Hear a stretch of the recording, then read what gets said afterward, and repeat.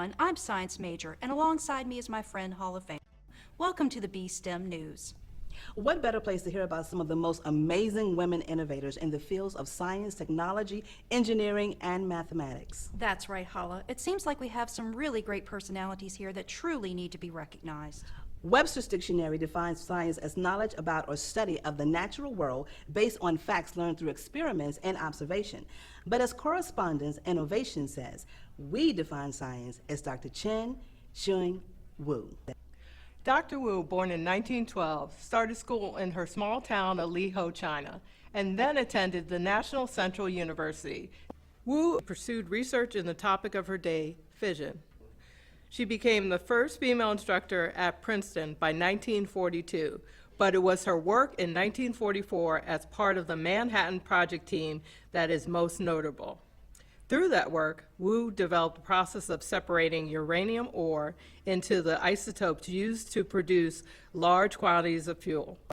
The remainder of her career was spent as a professor at Columbia University as a leading researcher in beta decay, and through that work, helped prove that parity was not conserved on the subatomic level.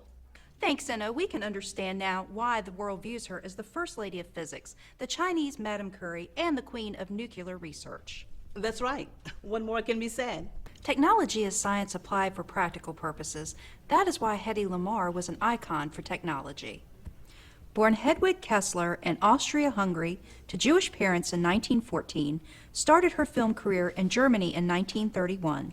However, with coming war and anti-Semitism in Germany, Lamarr immigrated to the United States. She was soon discovered and Hollywood loved her, but she was more than a pretty face. With George Antheil, Lamarr developed a secret communication system which manipulated radio frequencies at irregular intervals. They patented the device in 1941, which eventually found military use. The invention is the basis for modern spectrum technology that makes cell phones, Wi-Fi, and Bluetooth technology possible. All creative people want to do the unexpected. Lamarr earned the Bowlby-Gunnar Spirit of Achievement Award, the Oscars of inventing. That's right. And now to T-Blazer for the weather. The weather over the Brooklyn Bridge looks great. And did you know that Emily Warren Roebling was the engineer who created this eighth great wonder of the world? Roebling was born Emily Warren in 1843 in Cold Springs, New York.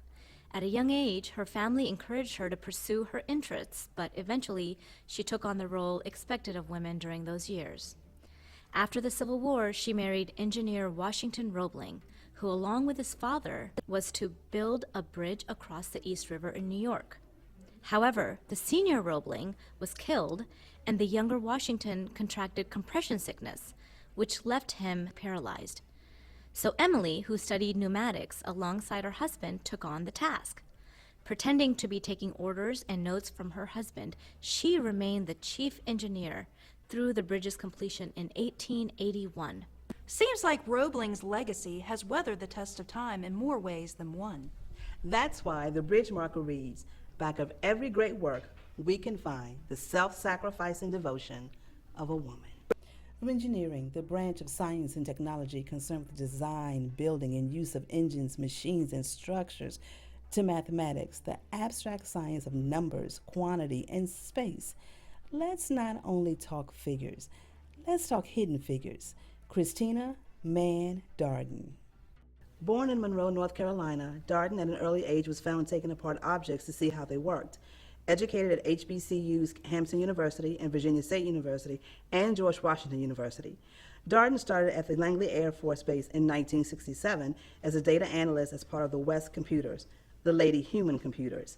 Her work helped NASA in designing aerodynamic low sonic impact crafts and also helped create a better understanding of sonic boom reduction and supersonic flight. Now retired, Darden still lives in Virginia, where she spends her time speaking to and inspiring young people. Wu, Lamarr, Roebling, and Darden are champions in their own rights. Their life's work is an inspiration to us all. Until next time, I'm Hall of Fame. And I'm Science Major.